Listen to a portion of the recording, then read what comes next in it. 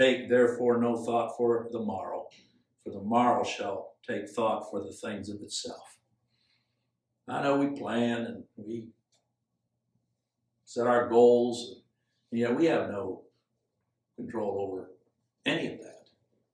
We live and move and have our being as God directs our steps. That's why in everything we do, it's good to labor. It is.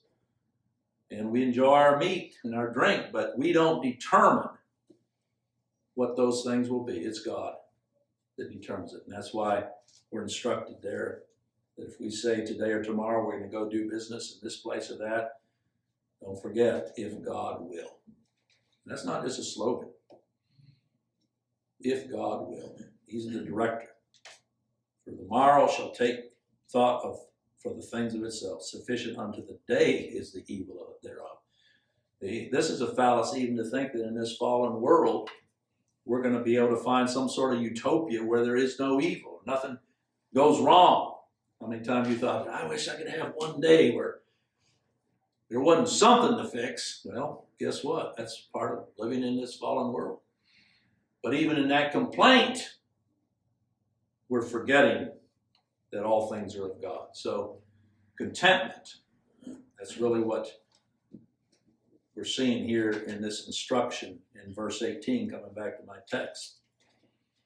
Secondly, as I've been talking about already, what matters most? Contentment with such things as we have, but number two, seeing that all that we have, it's not that it's just under God's control. I don't know about you, but I get so tired of people saying that. Well, God's in control. No, he isn't. He's directing.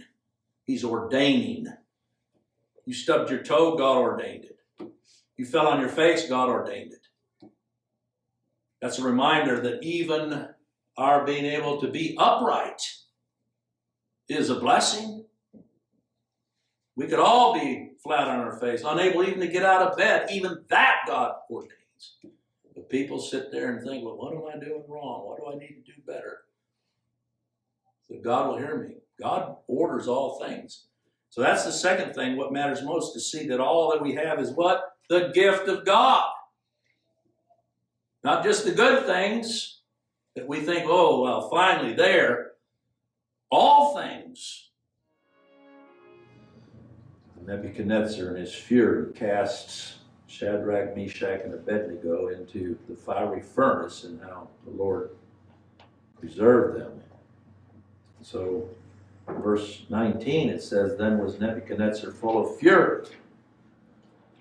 What was his fury? The fact that these would not bow, in spite of the threats, that image that he had set up, such as the faith that the Lord gives his own, that they cannot compromise, even for a second. That if it's not Christ, they don't bow the knee.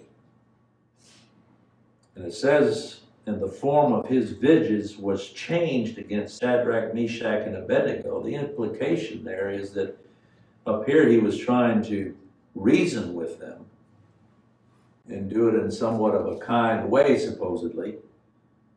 But suddenly, as they declared their trust in God, that God would deliver them, and they would not worship any other God, even if through the fire, the furnace. Verse 17 is a strong statement we saw last time.